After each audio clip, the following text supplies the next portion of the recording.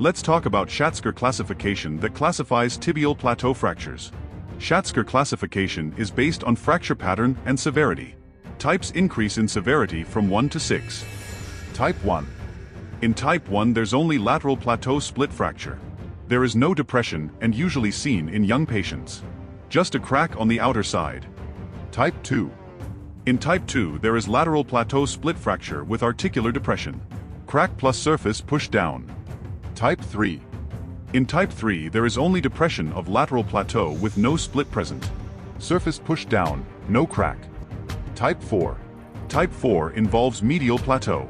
They may be split or depressed. They are more serious because medial side is stronger. Type 5. In this type there are both medial and lateral plateaus involved, but metaphysis still attached to shaft. Both sides broken. Type 6. In this type there is bicondylar fracture, plus metaphysis separated from shaft. Complete separation from shaft is most severe form. Easy memory trick. 1 to 3 means lateral side only. 4 means medial side. 5 means both sides. 6 means both sides plus shaft separated. Hope you have understood the concept. God bless you all. See you in next video.